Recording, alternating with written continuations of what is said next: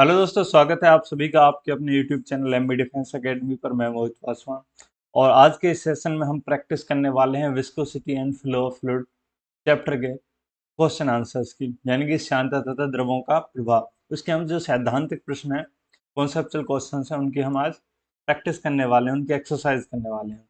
इससे पहले की जो लास्ट क्लासेस थी दो, उसमें पार्ट 1 और पार्ट 2 में हमने इस चैप्टर के कॉन्सेप्ट को थोरोली समझा था। ठीक है, तो चलो शुरुआत करते हैं विदाउट वेस्टिंग टाइम और देखते हैं एक एक करके क्या क्या क्वेश्चंस हैं।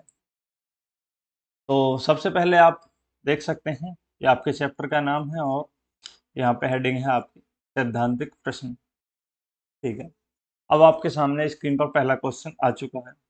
प्रश्न है कि अच्छे स्नेहक यानी कि लुब्रिकेंट, जो अच्छे लुब्रिकेंट्स होते हैं उनका अनिवार्य गुण है, यानी कि उनका एक कंपलसरी क्वालिटी है, वो क्या है? ऑप्शन ए है उच्च श्यानता, ऑप्शन बी है उच्च पृष्ठ तनाव और ऑप्शन सी है उच्च घनत्व और ऑप्शन डी इनमें से कोई नहीं। तो कौन सा इसका सही आंसर होगा वो यहाँ पे आपको बताना है। ठीक है, लुब्रिकेंट्स क्या होते हैं आपने देखा होगा, जैसे बॉल बियरिंग्स होते हैं या टायर में जो बेयरिंग होते हैं उसमें जो हम ग्रीस लगाते हैं वो लुब्रिकेंट्स कहलाते हैं। तो अब आप सोचो और थोड़ा माइंड लगाओ कि उनमें क्या क्वालिटी होती है इन चारों में से। तो चारों में से एक तो डी है, नन ऑफ दी, उसको तो भूल जाइए। जब तीन क्वालिटी बचती हैं आपके पास, अच्छा अ, यानी कि उच्च श्यानता वाला हो, यानी कि गाढ़ा हो, ऑप्शन बी है उच्च पृष्ठ तनाव वाला हो और ऑप्शन सी है उच्च घनत्व यानी कि अधिक डेंसिटी वाला हो। तो ये आपको बताना है। तो आपने देखा होगा जो ग्रीस होती है वो कैसे होती है, वो गाढ़ी होती है, यानी कि उच्च श्यानता वाली होती है। तो option A will be the correct answer. ठीक है, कैसे? हाई विस्कस, उच्च श्यानता, लुब्रिकेंट्स का क्या है, एक कंपल्सरी गुण है। ठीक है, क्वेश्चन नंबर 2। क्वेश्चन नंबर 2 है कि एक दीवार एक टंकी की दीवार में बने छिद्र से जल के प्रवाह की दर अधिक होगी यदि छिद्र ऑप्शन ए तली के निकट हो, ऑप्शन बी ऊपरी सिरे के निकट हो और ऑप्शन सी ठीक बीच में हो और ऑप्शन डी इनमें से कोई नहीं। तो मैं तीनों कंडीशन को आपके सामने एज्यूम कराता हूं। ये टंकी है, ठीक है, ये हम तीन टंकी बना देते हैं तीनों कंडीशन के लिए। ठीक है, ये ऑप्शन ए है आपका, ये ऑप्शन बी और ये ऑप्शन सी। ऑप्शन ए कह रहा है कि तली के निकट हो, यानी कि छिद्र यहाँ पे हो। ठीक है, यहाँ से पानी गिरे। ऑप्शन बी कह रहा ऊपरी सिरे के निकट हो, यानी कि यहाँ से, ठीक है, यहाँ से पानी गिरे। और तीसरा कह रहा है ठीक बीच में हो, यानी कि यहाँ पे 20। अच्छा, ये इसमें से ऐसे पानी गिरे।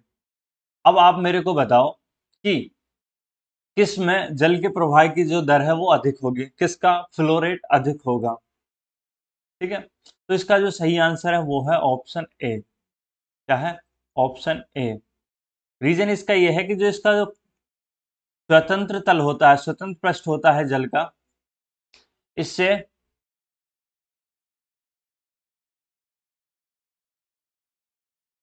स्वतंत्र जो पृष्ठ होता है इससे इसकी ऊंचाई पे क्या है, डिपेंड करता है।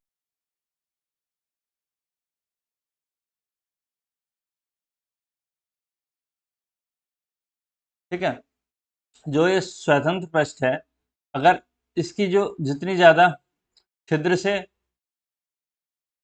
ऊंचाई होगी, यानी कि जो एच है जितना ज्यादा होगा उतना फ्लो रेट।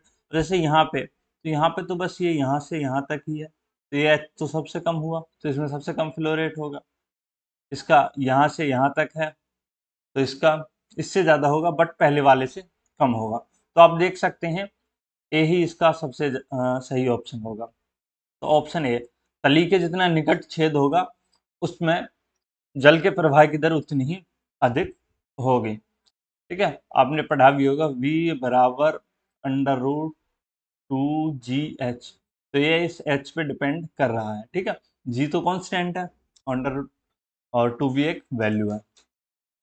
ठीक है, आई होप ये समझ में आ गया होगा। अब देखते हैं next question, question number 3। Question number 3 है कि एक टंकी की तली के समीप एक छिद्र है। ठीक है, एक टंकी है और उसका जो तल है टंकी का, उसके पास में एक छिद्र है। छिद्र से प्रति सेकंड बहने वाले जल का आयतन निर्भर नहीं करता है। ध्यान देना, उसका जो आयतन है प्रति सेकंड बहने वाले जल का, वो किस चीज पे निर्भर नहीं करता। ऑप्शन ए है छिद्र के क्षेत्रफल पर, ऑप्शन बी है छिद्र से ऊपर द्रव के तल की ऊंचाई पर, ऑप्शन सी है द्रव के घनत्व पर, ऑप्शन डी है गुरुत्वीय त्वरण पर। ठीक है, ये 4 ऑप्शन। सबसे पहले हमें क्या है, ऐसे किसी क्वेश्चन को सॉल्व करने के लिए उसका हमें अगर फॉर्मूला पता है तो हम आसानी से कर लेते हैं। तो आयतन क्यू बराबर ए, एक फॉर्मूला हमने कल वाले पार्ट 2 वाला जो क्लास था उसमें समझा था कि क्यू बराबर A1 V1 बराबर, सेम फिर इसी को आगे और बढ़ाया था, A1 A2 under root 2GH बटे A1 square minus A2 square. शायद आपको याद आ गया होगा अगर आपने कल वाली क्लास की है तो। अब इसमें देखो, इस चारों ऑप्शनों में से इसमें कौन सा नहीं है। तो ऑप्शन ए है छिद्र के क्षेत्रफल पर, तो यहाँ A1 और A2 जो है वो क्या है, ये क्षेत्रफल ही है। क्या है, ये क्षेत्रफल। तो इन पे तो डिपेंड कर रहा है, तो ये तो होगा नहीं, ए को कैंसिल कर दो। दूसरा है छिद्र से ऊपर द्रव के तल की ऊंचाई, यानी कि H। तो H यहाँ पे आपको दी हुई है, देखो ये रही ऊंचाई, तो इस पे भी कर रहा है, तो ये भी नहीं होगा। अब ऑप्शन डी देखो, ऑप्शन डी है गुरुत्वीय त्वरण पे, यानी कि जी पर। तो यहाँ देखो आप जी भी है, ये रहा, तो ये भी नहीं हो सकता ऑप्शन, तो इसको भी क्या कर दो आप, कैंसिल कर दो। इसको चलो कैंसिल कर देते हैं, ऑप्शन डी बचा क्या, ऑप्शन सी। ऑप्शन सी इसका करेक्ट आंसर है। अब देखो ये कह रहा है द्रव के घनत्व पर, यानी कि रो पर, तो यहाँ कहीं रो है ही नहीं इसमें, तो इसका मतलब यही इसका सही आंसर है। ये इस पर डिपेंड नहीं कर रहा कि उस द्रव का घनत्व कितना है, इस बात से कोई फर्क नहीं पड़ता उसके एक सेकंड में बहने वाले आयतन पर। ठीक है, नेक्स्ट क्वेश्चन देखते हैं। क्वेश्चन नंबर 4 है कि एक वायुयान कार्य करता है, यानी जो एरोप्लेन है वो किस कॉन्सेप्ट पे काम करता है। ऑप्शन ए आर्किमिडीज के सिद्धांत पर, ऑप्शन बी बर्नौली सिद्धांत पर, ऑप्शन सी पास्कल के नियम पर, ऑप्शन डी स्टोक्स के नियम पर। तो इसका सही जवाब है ऑप्शन ए, यानी कि आर्किमिडीज के सिद्धांत यानी कि थ्योरी पर ही वायुयान काम करता है, तभी उसे लिफ्ट मिलती है। ओ सॉरी, ये गलत बता दिया मैंने यहाँ आपको, ये बर्नौली के सिद्धांत पर काम करता है और इसी से क्या है, इसको लिफ्ट मिलती है। ठीक है, क्या कहता है बर्नौली का सिद्धांत, बर्नौली का सिद्धांत फाइनली जो कंक्लूजन निकल के आता है उसका ये आता है कि यदि कहीं पे वेलोसिटी वेग ज्यादा है, तब वहां जो प्रेशर है वो क्या होगा, वो कम होगा। और यदि कहीं वेलोसिटी कम है, तब वहां प्रेशर क्या होगा, ज्यादा होगा। ठीक है, तो इसी कॉन्सेप्ट पे जो वायुयान होते हैं वो हवा में उड़ जाते हैं। अब वायुयान में क्या होता है, दोनों तरफ ऐसे करके विंग्स होते हैं। ठीक है, तो इस तरीके से इसकी शेप हो जाएगी वायुयान की, और इस तरफ ये ऐसे करके, ठीक है, दो विंग्स होते हैं। अब विंग्स में क्या होता है, ऊपर v ज्यादा होता है, वेलोसिटी ज्यादा होती है, तो p क्या हो जाता है, कम। और नीचे वेलोसिटी कम होती है तो p जो है प्रेशर ज्यादा हो जाता है। सेम कंडीशन इधर भी सेम रहेगी। तो नीचे जब प्रेशर ज्यादा हो जाएगा तो वो नीचे से इसे ऊपर की तरफ उठा देगा, तो विंग पे ऊपर की तरफ लिफ्ट फोर्स जनरेट हो जाता है। ठीक है, तो इस तरीके से वायुयान हवा में उड़ जाता है। तो इसका सही आंसर हो गया ऑप्शन बी, बर्नौली सिद्धांत यानी कि बर्नौली की थ्योरी पर। ठीक है, क्वेश्चन नंबर 5 है कि पेंटागन पेंटागन आधारित है। ठीक है, तो मैंने आपको बताया था जैसे पेंटागन हुई, या फिर आपने देखा होगा कॉलिन हुआ, या फिर आप अगर बाल कटवाने नाई की दुकान पे आते हैं तो वहां पे देखते हैं वो एक स्प्रे से फुहारा सा से हमारे सर पे पानी डालता है, ठीक है। तो ये सब किस पे, ये सब बर्नौली की थ्योरी पर ही काम करते हैं, ठीक है। वही प्रेशर डिफरेंस पे, ठीक है। तभी वो नीचे से क्या है, वो पाइप की मदद से नीचे से उस बोतल में से पानी उठा के बाहर फुहारे के रूप में स्प्रे कर देता है, ठीक है। इसका भी सही आंसर क्या हो गया, option A. Next question number 6 कि जब किसी नली से प्रभावित होने वाले द्रव का वेग बढ़ता है तो उसका दाब, ऑप्शन ए बढ़ता है, ऑप्शन बी घटता है, ऑप्शन सी आधा रह जाता है, ऑप्शन डी इनमें से कोई नहीं। तो ये आपको बताना है, ठीक है।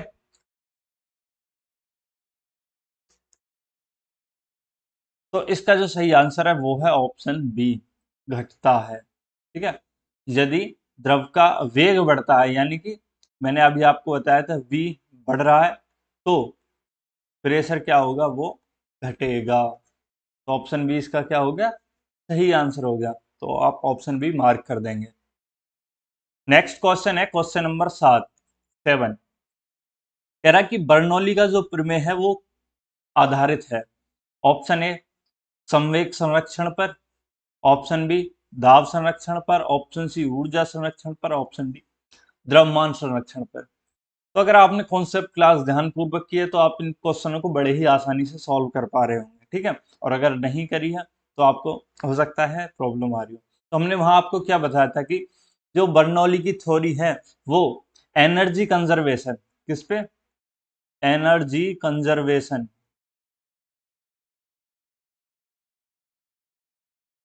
एनर्जी कंजर्वेशन के सिद्धांत पर यानी कि थ्योरी पर बेस्ड है, यानी कि ऊर्जा संरक्षण पर। इस पे ऊर्जा संरक्षण पे। तो इसका सही आंसर कौन सा हो गया, तो इसका सही आंसर हो गया ऑप्शन सी, ठीक है। तो ऑप्शन सी मार्क कर देते हैं। आगे बढ़ते हैं नेक्स्ट पे। तो नेक्स्ट क्वेश्चन है क्वेश्चन नंबर 8। क्वेश्चन नंबर 8 है कि श्यान द्रव में, कैसे, श्यान द्रव में सीमांत वेग यानी कि टर्मिनल वेलोसिटी से गिरने वाले पिंड का त्वरण होता है, ठीक है। तो इसका त्वरण बताना है हमें, ठीक है, अगर कोई सीमांत वेग से गिर रहा है तो इसमें श्यान द्रव में। तो क्या है कि जो सीमांत वेग है यानी कि सीमांत वेग यानी कि टर्मिनल वेलोसिटी, टर्मिनल वेलोसिटी, ये किस कंडीशन में आता है, तो ये उस कंडीशन में आता है कि जब कोई वस्तु नियत वेग से गिर रही है, यानी कि नियत वेग से गिर रही है, किसमें, श्यान द्रव में नियत वेग से गिर रही है। जब नियत वेग से गिर रही है तो इसका मतलब ये हो गया कि उसमें एक्सीलरेशन यानी कि त्वरण वो तो ऑटोमेटिक शून्य हो गया कि नहीं हो गया। और यहाँ पे एक्सीलरेशन क्या है, जी होता है यहाँ पे एक्सीलरेशन। तो इसका मतलब ये हुआ कि जी की वैल्यू 0 हो गई। दोबारा समझते हैं एक बार और ध्यान से, ठीक है। सीमांत वेग की परिभाषा कहती है कि श्यान द्रव में जब कोई ऑब्जेक्ट किससे नियत वेग से गिर रहा होता है तो वो एक वेलोसिटी जो गेन कर लेता है उसे हम टर्मिनल वेलोसिटी कहते हैं। तो जब नियत वेग से गिर रहा है तो मतलब उसकी जो वेलोसिटी है उसमें कोई चेंज हो ही नहीं रहा, यानी कि उसमें ना तो पॉजिटिव एक्सीलरेशन हो रहा ना नेगेटिव एक्सीलरेशन हो रहा। तो इसका मतलब वहां त्वरण क्या है, वो 0 है, शून्य है। और यहाँ पे त्वरण क्या होता है, यहाँ पे त्वरण ए ना होके क्या होता है, जी, क्योंकि ये अंडर ग्रेविटी हो रहा है सारा मोशन, ठीक है। तो जी की वैल्यू क्या होगी, 0। तो यहाँ पे इसका सही आंसर क्या होगा, ऑप्शन ए है शून्य, ऑप्शन बी है जी, ऑप्शन सी जी से कम, ऑप्शन डी है जी से अधिक। तो इसका सिंपल सा आंसर हो गया ऑप्शन ए, शून्य, ठीक है। तो जो पिंड का त्वरण है वो क्या हो जाएगा, वो हो जाएगा शून्य। नेक्स्ट क्वेश्चन पे आते हैं। नेक्स्ट क्वेश्चन है क्वेश्चन नंबर 9। और क्वेश्चन में पूछा गया है कि श्यान द्रव में नीचे की ओर गतिमान आर त्रिज्या की गोली पर, ठीक है, नीचे की ओर किसमें, श्यान द्रव में आर त्रिज्या की गोली पर कार्य करने वाले श्यान बल अनुक्रमानुपाती होता है, ठीक है। तो पूछा है कि श्यान बल अनुक्रमानुपाती होता है किसके, वो आपको बताना। ऑप्शन ए आर के, ऑप्शन बी आर स्क्वायर के, ऑप्शन सी आर की पावर -1 के, और ऑप्शन डी आर की पावर क्यू के। तो हमें सिंपल सा क्या है, फॉर्मूला पता होना चाहिए, श्यान बल। तो क्या है श्यान बल, यानी कि विस्कस फोर्स, चान बल F बराबर क्या है 6 पाई ईटा आर वी। अब देख लो इसमें कि ये आर की किस पावर के अनुक्रमानुपाती है, यानी कि प्रोपोर्शनल है। तो आप देख रहे होंगे F is proportional to R की पावर 1, केवल आर के। ठीक है, तो अब इसका सही आंसर क्या हुआ? तो इसका सही आंसर हुआ ऑप्शन ए, यानी कि आर के। ठीक है, जस्ट सिंपल है, आपको बस फॉर्मूला पता होना चाहिए। चलो तो नेक्स्ट क्वेश्चन पे चलते हैं। ये क्वेश्चन आपको अच्छे तरीके से समझ आ गया होगा। नेक्स्ट क्वेश्चन है क्वेश्चन नंबर 10। क्वेश्चन नंबर 10 है कि श्यानता गुणांक यानी कि ईटा, क्या ईटा का एसआई मात्रक है। आपको श्यानता गुणांक ईटा का मात्रक बताना है। ठीक है, ऑप्शन ए है KG into metre into S, option B है केजी इंटू मीटर की पावर -1 और इंटू एस की पावर भी -1, और सी है KG into metre into S की पावर -3, और ऑप्शन डी है केजी इंटू मीटर की पावर -2 इंटू एस की पावर -2।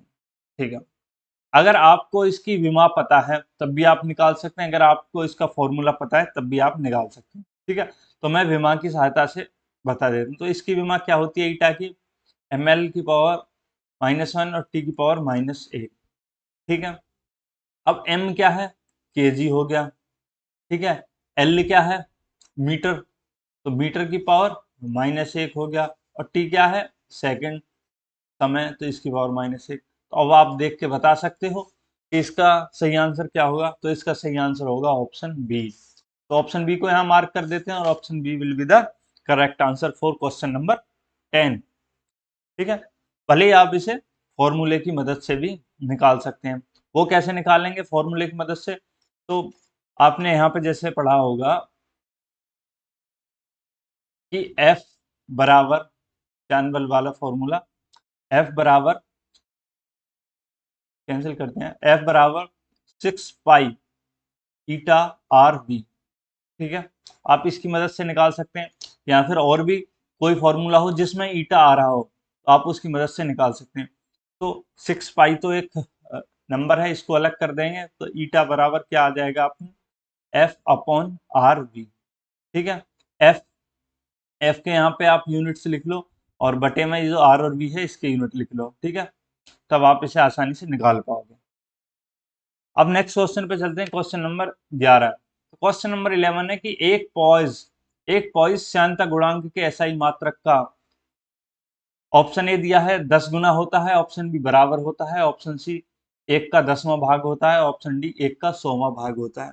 तो आपसे यहाँ पूछा है कि जो एक पॉइज होता है वो श्यानता गुणांक यानी ईटा के जो एसआई यूनिट है उसका कितना गुना होता है, 10 गुना, बराबर होता है, या फिर 10वां भाग होता है यानी कि 1/10 गुना, या फिर 100वां भाग यानी कि 1/100 गुना होता है। तो आपने कॉन्सेप्ट क्लास में पढ़ा होगा कि 1 न्यूटन इंटू सेकेंड मीटर की पावर -2, ये इसका क्या है, एसआई मात्रक है, किसका, ईटा का। ठीक है, और ये बराबर होता है किसके, 10 पॉइज। तो अब एक पॉइज कितना होगा? ठीक है, तो एक पॉइज के लिए इसे उल्टा कर दो, डिवाइड कर दो, तो एक पॉइज बराबर 1/10 न्यूटन इंटू सेकेंड मीटर की पावर -2, और ये क्या है, एसआई। तो 1/10 गुना होगा एसआई का, तो यानी कि 1 का 10वां भाग होगा। तो इसका सही आंसर क्या होगा, ऑप्शन सी। ऑप्शन सी को यहाँ मार्क कर दो। ठीक है, क्लियर हुआ, समझ में आ गया होगा। Next question number 12। Question number 12 है कि चांता गुणांक की विमा है। तो अभी हमने लास्ट वाले क्वेश्चन में जब उसकी यूनिट को डिस्कस कर रहे थे, तब साथ ही वहां पे हमने इसकी जो डायमेंशनल फॉर्मूला यानी कि विमा है उसको भी डिस्कस कर लिया था, और उसी की मदद से ही उसका जो यूनिट है यानी कि मात्रक वो निकाला था। तो शांता गुणांक की विमा है, तो शांत गुणांक की विमा क्या थी वहां पे, ml की पावर -1 t की पावर -2। हालांकि आप इसे फॉर्मूला की मदद से निकालेंगे। ठीक है, कि आपको क्या है, फॉर्मूले की हेल्प से निकालना है। आप कोई सा भी फॉर्मूला लगा सकते हैं जिसमें ईटा आ रहा हो। ठीक है, तो इसका सही आंसर क्या हो गया, option D will be the correct answer. Next है क्वेश्चन नंबर 13। क्वेश्चन नंबर 13 है कि आर त्रिज्या, आर रेडियस की एक छोटी गोली श्यान द्रव यानी कि विस्कस फ्लूइड में गिर रही है, उसका सीमांत वेग अनुक्रमानुपाती है। तो उसका जो टर्मिनल वेलोसिटी है वो किसके प्रोपोर्शनल होगी, वो आपको बताना है। तो सबसे पहले आपको पता होना चाहिए टर्मिनल वेलोसिटी का फॉर्मूला। तो टर्मिनल वेलोसिटी v बराबर क्या होता है, 2/9 rho minus sigma g r square बटे ईटा, ये फॉर्मूला है। अब आप इस फॉर्मूला में फाइंड आउट करो कि आर जो है वो वी के किस तरीके से प्रोपोर्शनली है। तो आप देख रहे हैं वी प्रोपोर्शनली आर स्क्वायर, ठीक है। तो यही आंसर हो जाएगा आपका। तो ये आर स्क्वायर के प्रोपोर्शनली है, तो option B will be the correct answer, ठीक है। तो आप ऑप्शन बी पे मार्क कर लेंगे। इसके बाद नेक्स्ट क्वेश्चन देखते हैं, क्वेश्चन नंबर 14। क्वेश्चन नंबर 14 में पूछा है कि जो संकीर्ण नली यानी कि पतली नलियों में द्रव के प्रवाह के लिए रेनॉल्ड्स नंबर का मान होता है, लगभग में पूछा है, यानी कि अप्रोक्सीमेट कितना होगा। तो ये भी हमने निकाला था। आपको याद होगा कि हमने जब क्रिटिकल वेलोसिटी वी सी बराबर एक फॉर्मूला पढ़ रहे थे कि के ईटा बटे रो आर। तो यहाँ पे जो संकीर्ण नलियों के लिए हमने जो के की वैल्यू वहां पे लिखवाई थी, क्या लिखवाई थी, वो 1000 लिखवाई थी।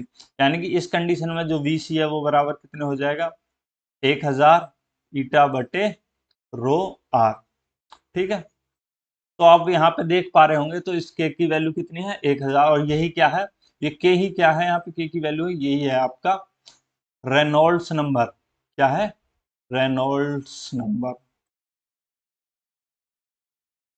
तो सही आंसर हो गया इसका ऑप्शन सी। तो ऑप्शन सी को आप मार्क कर दो, यानी कि 1000। के बाद नेक्स्ट क्वेश्चन पे चलते हैं, क्वेश्चन नंबर 15। क्वेश्चन नंबर 15 है कि ताप में वृद्धि के साथ अधिकांश द्रवों की श्यानता ऑप्शन ए बढ़ती है, option B sorry option A घटती है, ऑप्शन बी बढ़ती है, ऑप्शन सी अपरिवर्तित रहती है, और ऑप्शन डी पहले बढ़ती है और फिर घटती है। तो ये आपको बताना है। तो हमने जब इसकी प्रॉपर्टी डिस्कस कर रहे थे तो वहां पे समझा था कि जैसे जैसे हम टेम्परेचर यानी कि तापमान में वृद्धि करते हैं, तापमान में वृद्धि को हम अप एरो से डिनोट कर देते हैं, ठीक है। जैसे जैसे तापमान में वृद्धि होती है तो क्या होता है कि जो द्रव है, क्या एक तो लिक्विड में दो चीजें आती हैं, एक तो द्रव आएगा और एक गैस आएगी, ठीक है। तो जो द्रव है उसकी जो श्यानता है, द्रव की श्यानता वो तो होती है क्या, कम, कम होगी वो। और जब गैस की श्यानता है वो होगी ज्यादा, वो बढ़ेगी। अब आप यहाँ पे अपने क्वेश्चन के अनुसार आंसर निकाल लो। तो यहाँ पे पूछा किसका, द्रव की। तो द्रव की श्यानता क्या है, देखो ये जैसे टेम्परेचर में इंक्रीज हो रहा है, टेम्परेचर इंक्रीज हो रहा है, तो ये क्या है, इसकी जो श्यानता है, विस्कोसिटी है, वो डिक्रीज हो रही है, वो कम हो रही है। तो इसका सही आंसर हो गया ऑप्शन ए, यानी कि घटती है। ऐसे ही करके प्रेशर का भी एक कॉन्सेप्ट है कि अगर प्रेशर में वृद्धि की जाए तब क्या होगा। तो द्रव की सांद्रता तब बढ़ती है और गैस की सांद्रता पर प्रेशर का कोई फर्क नहीं पड़ता है। तो ये भी इसके साथ आप एक्स्ट्रा पॉइंट याद रखेंगे। नेक्स्ट क्वेश्चन पे आ जाते हैं, क्वेश्चन नंबर 16। क्वेश्चन नंबर 16 है कि ताप बढ़ने पर गैसों की सांद्रता ऑप्शन ए घटती है, ऑप्शन बी बढ़ती है, ऑप्शन सी अपरिवर्तित रहती है, ऑप्शन डी इनमें से कोई नहीं। तो अभी मैंने लास्ट क्वेश्चन में ही आपको दोनों चीज समझा दी थी वहां पे, ठीक है। द्रव तो समझे क्वेश्चन में था ही था, पर लेकिन द्रव के साथ मैंने गैस को भी समझाया था। तो ताप बढ़ने पर जो गैसों की श्यानता है वो क्या है, बढ़ती है। तो इसका सही आंसर होगा ऑप्शन बी, ठीक है। Option B will be the correct answer. Next question पे आ जाते हैं, क्वेश्चन नंबर 17। क्वेश्चन नंबर 17 है कि नली के अंदर प्रवाहित होने वाले अयस्यान तथा असंपीड्य द्रव यानी कि आदर्श द्रव की बात की जा रही है, का किसी बिंदु पर वेग उस बिंदु पर नली की अनुप्रस्थ काट के क्षेत्रफल के क्या होता है। ऑप्शन ए समानुपाती होता है, ऑप्शन बी व्युत्क्रमानुपाती होता है, ऑप्शन सी वर्ग के समानुपाती होता है, और ऑप्शन डी इनमें से कोई नहीं। तो ये आपको बताना है कि किसी नली के अंदर जो फ्लूइड है, जो फ्लो कर रहा है, कैसा फ्लूइड, आदर्श द्रव। तो आपको पता होगा कि जो किसी भी पॉइंट के लिए v यानी कि वेग गुणा उसका जो क्षेत्रफल है अनुप्रस्थ काट का क्षेत्रफल, वो क्या है, वो फिक्स रहता है, वो नियत रहता है। अगर हम इससे फॉर्मूला निकालें तो v जो आएगा वो व्युत्क्रमानुपाती होगा a के, और वो आप देख सकते हैं। तो ये कह रहा है काट के क्षेत्रफल के जो वेग है वो क्या होता है, तो वो व्युत्क्रमानुपाती होता है। ठीक है, या तो v इसके vn क्षेत्रफल के व्युत्क्रमानुपाती होगा, या फिर आप ऐसे भी लिख सकते हैं जो क्षेत्रफल है वो क्या होगा, का क्षेत्रफल तो मतलब एक फिक्स रहता है, इसलिए हम बोलते नहीं है इस तरीके से, ना ऐसे भी से कर सकते हैं कि ए व्युत्क्रमानुपाती होगा किसके, v के। ठीक है, तो यहाँ पे पूछ रहा है कि वेग, तो वेग क्षेत्रफल के किस तरीके से आ रहा है, तो वेग क्षेत्रफल के व्युत्क्रमानुपाती आ रहा है। तो इसका सही आंसर हो गया ऑप्शन बी, तो व्युत्क्रमानुपाती होगा। ठीक है, तो option B will be the correct answer. इसके बाद नेक्स्ट क्वेश्चन पे चलते हैं, क्वेश्चन नंबर 18। ठीक है, फटाफट सारे क्वेश्चन को करते हैं, अभी लगभग आपके 6-7 क्वेश्चन बचे हैं, तो उनको भी फटाफट कंप्लीट करते हैं। क्वेश्चन नंबर 18 पे आ गए। क्वेश्चन नंबर 18 पे है कि श्यान द्रव में गिरते समय जब आर त्रिज्या वाले इस्पात यानी कि लोहे की एक गोली v सीमांत वेग प्राप्त कर लेती है, तब उस पर श्यान बल अनुक्रमानुपाती होता है। ठीक है, तब पूछा उस पे जो श्यान बल है वो किसके प्रोपोर्शनली होता है। तो श्यान बल क्या होता है, सिंपल सा फॉर्मूला है, F बराबर 6 पाई ईटा आर वी। तो अब यहाँ पे आप देख रहे हो ये आर वी के अनुक्रमान है, यानी कि F proportionally to R V. तो सही आंसर क्या हो गया, सही आंसर हो गया option A. Option A mark कर दो, ऑप्शन ए क्या है, आर वी। नेक्स्ट क्वेश्चन पे चलते हैं फटाफट, क्वेश्चन नंबर 19। क्वेश्चन नंबर 19 है कि रो घनत्व वाले द्रव के एकांक आयतन की दाब ऊर्जा P दाब पर होती है, यानी कि रो घनत्व वाले द्रव के एकांक आयतन की जो दाब ऊर्जा, ठीक है, पी दाब पर होती है, क्या होती है। तो आपने जो बर्नौली की थ्योरम पढ़ी होगी उसमें ये तीनों चीज बताई हुई हैं। ठीक है, फॉर्मूले में क्या क्या, एक P plus rho G H plus half rho V square. ठीक है, तो ये वाला जो है ये क्या है, ये आपकी दाब ऊर्जा ही है पी दाब पर। ठीक है, तो इसका सही आंसर क्या होगा, इसका सही आंसर होगा ऑप्शन डी। ऑप्शन डी को यहाँ मार्क कर दो पी। ठीक है, ये क्या है आपकी, ये है आपकी स्थिर ऊर्जा। ठीक है, और ये है आपकी कैसी, काइनेटिक गतिज ऊर्जा। ठीक है, इसे गतिज ऊर्जा। ठीक है, तीनों ऊर्जा होती है, इनका योग क्या होता है, नियत होता है। यही बर्नौली की थ्योरी कहती है, बराबर नियत फिक्स रह गए। ठीक है, इसे गुरुत्वीय स्थिर ऊर्जा कहते हैं इस वाले को।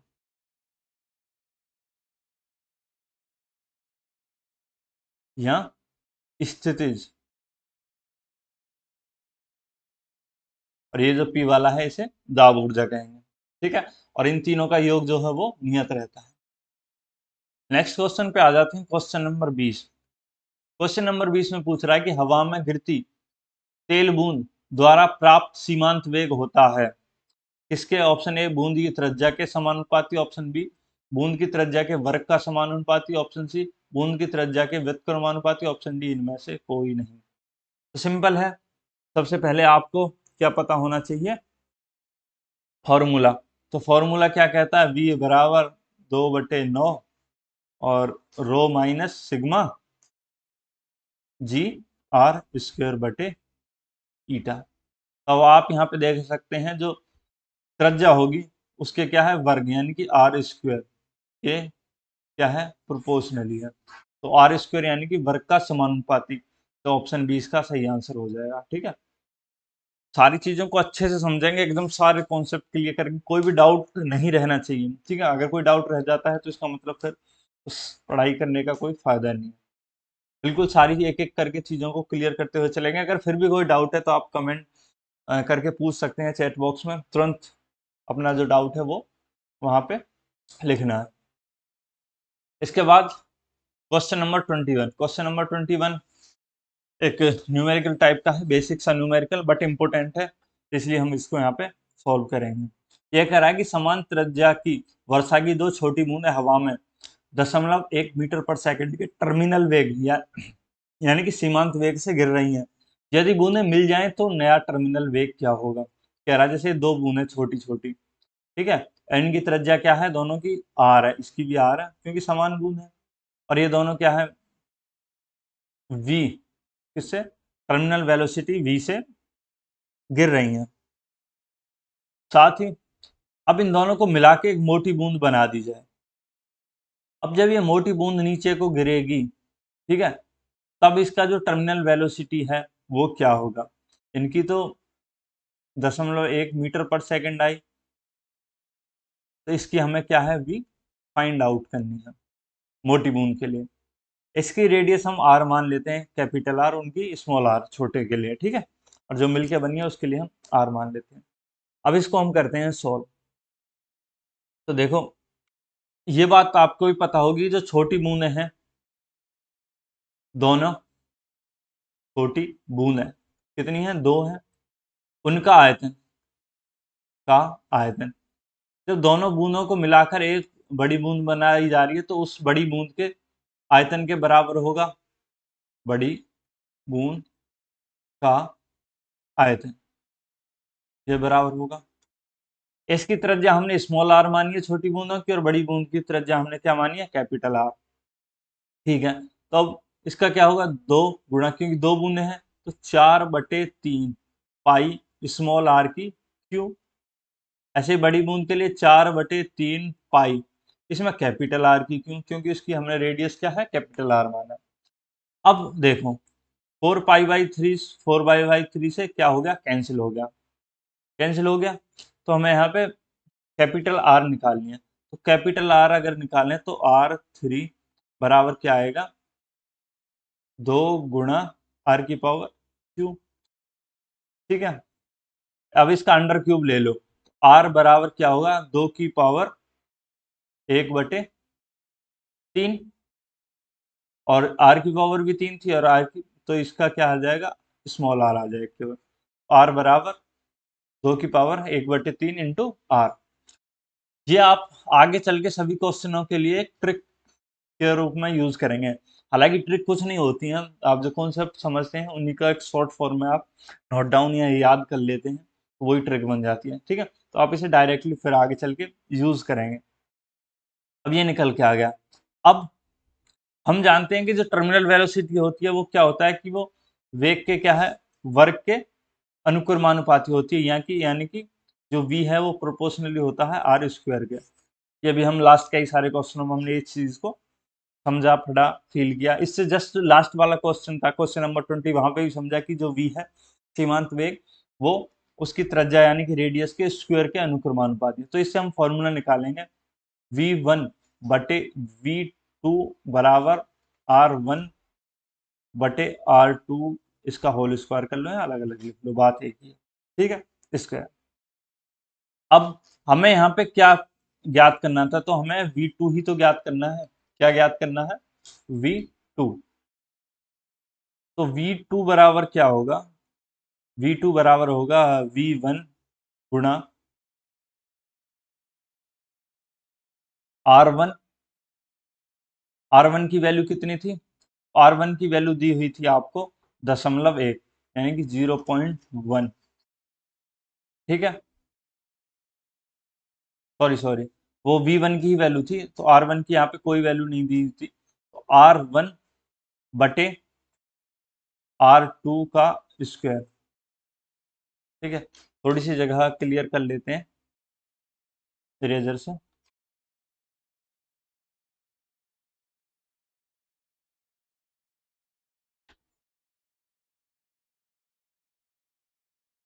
फटाफट से कुछ स्पेस क्लियर करके फिर यहाँ पे ऊपर की साइड में इसको समझेंगे। यहाँ तक का आपने समझ लिया होगा अच्छे से, ठीक है। अगर किसी को नोट डाउन करना है तो वो इसको पॉज करके कर सकता है, ठीक है। इसको पूरा ही शुरू से, चलो, ठीक है। इसी वाली चीज को हम यहाँ से ऊपर की तरफ लेके चलते हैं, ठीक है। तो जो v1 था उसकी वैल्यू हम, v1 था 0.1, v2 हमें फाइंड आउट करना था, और R1 और जो R2 है, ठीक है। तो हमने अभी यहाँ पे जो कैपिटल आर निकाला था, क्या निकाला था, कैपिटल आर, वो R2 ही था, बराबर क्या आ रहा था, तो वो आ रहा था 2 की पावर 1/3 स्मॉल आर, ठीक है। जो हमने कहा था इसे एज ए ट्रिक के रूप में याद रखेंगे। तो R1 तो स्मॉल आर ही रहेगा, क्या रहेगा, स्मॉल आर। और जो R2 है यानी कि कैपिटल आर, वो क्या हो जाएगा, 2 की power 1/3 into small R. R से आर कैंसिल कर दो, तो V2 बराबर क्या निकल के आएगा, 0.1 गुणा 2 की पावर 1/, ठीक है।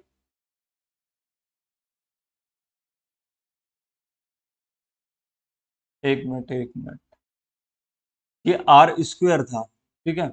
आर स्क्वायर, तो यहाँ पे क्या हो जाएगा, ये आर स्क्वायर हो जाएगा और ये भी आर स्क्वायर हो जाएगा और ये 2/3 हो जाएगा, ठीक है। थोड़ा एक करेक्शन है, इस पे आप ध्यान देना, जब हम आर की वैल्यू रखेंगे तो ऊपर स्क्वायर भी है, ठीक है, तो इसको स्क्वायर भी कर लेंगे, तो ये 2/3 हो जाएगा। अब इनकी वैल्यू पुट करो तो 0.1, अगर 2 की पावर 2/3 की हम वैल्यू निकालेंगे तो ये निकल के आएगी 1.587। अगर इस तरीके का न्यूमेरिकल रहता तो आपको शायद ये वैल्यू हेल्प डेस्क के रूप में, मतलब नीचे की तरफ दी होती है कि इसकी वैल्यू ये होती है। अगर आप इससे मल्टीप्लाई करेंगे तो आंसर आएगा 0.1587, ठीक है। तो यही आपकी V2 होगी, ठीक है, यानी कि मोटी वाली जो बूंद बनाई है मिलकर, उसकी टर्मिनल वेलोसिटी मीटर पर सेकंड। अब आप देखो आपका सही आंसर, इसमें ऑप्शन नहीं है तो आप यहाँ पे लिख देंगे, तो जो ब्लैंक है कि 0.1587 मीटर पर सेकंड। क्लियर हुआ। नेक्स्ट क्वेश्चन है question number 22। Question number 22 same इसी कॉन्सेप्ट पे है, बस वैल्यू चेंज की हुई है, ठीक है। इसमें भी वर्षा की 2 बूंदें हैं छोटी छोटी, उनको मिला के एक बूंद बनाई जा रही है और उस नई बूंद की टर्मिनल वेलोसिटी आपसे पूछी जा रही है। तो आपको पता ही है, आपने एक ट्रिक बना रखी है कि आर बराबर, जो मोटी बूंद है उसकी त्रिज्या क्या होगी, 2 की पावर 1/3 इंटू स्मॉल आर, ठीक है, यानी कि छोटी बूंदों की त्रिज्या। अब आपको क्या निकालना है, वी V2, तो V1/V2 बराबर क्या है, R1/R2 का स्क्वायर, ठीक है। यहीं से अलग अलग भी लिख सकते हैं, R1² / R2²। अब यहाँ पे आप वैल्यू पुट कर दो, तो V1 की वैल्यू कितनी है यहाँ पे, 0.2 दी हुई है।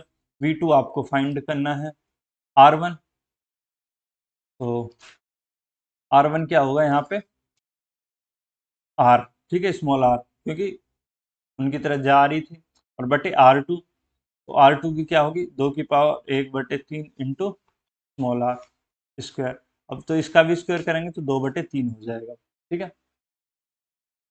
अब आर स्क्वायर से क्या है, आर स्क्वायर कैंसिल, तो V2 बराबर क्या होगा, 0.2 गुणा 2 की पावर 2/3। और जो 2 की पावर 2/3 है, इसकी वैल्यू आपको याद ही रखनी पड़ेगी। हालांकि वैसे क्वेश्चन में आपने जैसे बोर्ड एग्जाम में भी देखा, कुछ वैल्यू दी आती हैं साथ में, तो इसकी वैल्यू कितनी होती है, 2 की पावर 2/3 की 1.587। अब ये आप पुट करेंगे तो 0.2 गुणा 1.587, तो आपका जो आंसर निकल के आएगा वो आएगा 0.3174 मीटर पर सेकंड। ये होगी मोटी बूंद की क्या, टर्मिनल वेलोसिटी V2, जिसे हमने नाम दिया, ठीक है। आई होप क्लियर हो गया होगा। इसके बाद नेक्स्ट क्वेश्चन है क्वेश्चन नंबर 23। ये पूछ रहा है कि किसी टंकी में पानी का स्तर 4.9 मीटर ऊंचा है, यानी कि H बराबर है 4.9 मीटर। फिर पूछ रहा है कि पेंदी के पास एक बहुत ही संकीर्ण छेद है, यानी कि पेंदी के पास, ठीक है, तो उसमें पानी के प्रवाह की चाल होगी, तो V पूछा है, तो V बराबर क्या फॉर्मूला बताया था मैंने आपको, √2GF, रखो वैल्यू 2, G की वैल्यू कितनी है 9.8 और H की 4.9, ठीक है। अब हम जब 9.8 को ऐसे ही रहने तो 4.9 को 2 से मल्टीप्लाई कर दो, तो 9.8 गुणा 9.8 आएगा। अंडर रूट से बाहर निकालेंगे तो 9.8 मीटर पर सेकंड इसकी वेलोसिटी आ जाएगी। तो यही होगा इसका आंसर, 9.8 मीटर पर सेकेंड। ठीक है, आपको यूनिट साथ में लिखनी होती है, ठीक है, तभी आपका कंप्लीट आंसर माना जाता है। इसके बाद आपका बचा है एक लास्ट क्वेश्चन, और क्वेश्चन नंबर ये 23 से ही रिलेटेड है और आज का लास्ट क्वेश्चन है इस सेशन का। ठीक है, कह रहा है कि ऊपर के प्रश्न में यदि छिद्र का अनुप्रस्थ काट का क्षेत्रफल 1 वर्ग मिलीमीटर हो तो प्रवाह की दर होगी। ठीक है, अब यहाँ पे क्या है, जो छिद्र होल किया गया है उसका आपको एरिया भी दे दिया है। अगर आपको एरिया दिया होता है तब प्रवाह की दर क्या होती है, तब प्रवाह की जो दर होगी क्या होती है, ए गुणा वी, सॉरी ए वी लिखा था, ए यहाँ ए गुणा वी बराबर क्या होता है, नियत होता है, ये हमने पढ़ा है। अब यही होती है प्रवाह की दर, यहाँ इसे कहेंगे प्रवाह की दर। ठीक है, अभी हमें ये प्रवाह की दर निकालने हैं, तो जो v है, v तो हमने लास्ट वाले क्वेश्चन में फाइंड आउट ही किया है, तो प्रवाह की दर बराबर a गुणा v। a यहाँ पे हमको दिया है 1 वर्ग मिलीमीटर, क्या है, 1 वर्ग मिलीमीटर, और इसको अगर हम वर्ग मिलीमीटर को मीटर में निकालेंगे, इसमें निकालेंगे मीटर में, क्योंकि उधर क्या हमने जो SI यूनिट ही चल रही है, तो मिलीमीटर में निकालेंगे तो ये आएगा आपका 10⁻⁻6 मीटर। ठीक है, क्या आएगा, 10⁻⁻6 मीटर, तो लिख दो 10⁻⁻6 गुणा, और v कितना निकल के आया था, तो v लास्ट वाले क्वेश्चन में हमारा निकल के आया था 9.8। ठीक है, ये भी आपका मीटर में आ गया, और ये आपका ऑलरेडी मीटर पर सेकंड में है। तो अब जो आंसर निकल के आएगा इसका आएगा 9.8 गुणा 10⁻⁻6 मीटर पर सेकंड। ठीक है, ये हो गया इसका सही आंसर। तो यही था लास्ट क्वेश्चन, यहाँ पे आपकी क्लास एंड होती है आज का ये सेशन। आई होप आपको ये क्लास अच्छे से समझ में आई होगी और आपने एंजॉय भी किया होगा। तो फिर मिलते हैं नेक्स्ट सेशन में नेक्स्ट लेक्चर के साथ, और नेक्स्ट लेक्चर में हम क्या है, नेक्स्ट एकदम न्यू चैप्टर शुरू करेंगे अगले वाले से। ठीक है, मे बी वो सरफेस टेंशन होगा। ठीक है, क्या होगा, पृष्ठ तनाव वाला। ठीक है, तब तक के लिए बाय बाय, जय हिंद।